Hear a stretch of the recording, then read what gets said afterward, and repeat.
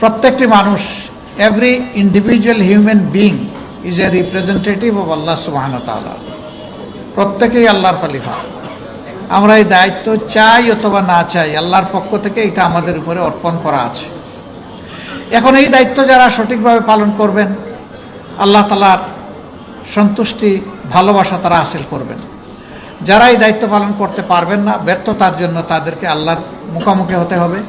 আল্লাহ তাআলা স্মরণ করিয়ে দিয়ে বলেছেন, ইন্না ইলাইনা ইয়াবাহুম সুম্মা ইন্না আলাইনা হিসাবাহুম। তোমাদেরকে আমার দিকেই ফিরে আসতে হবে, ফিরিয়ে আনা হবে।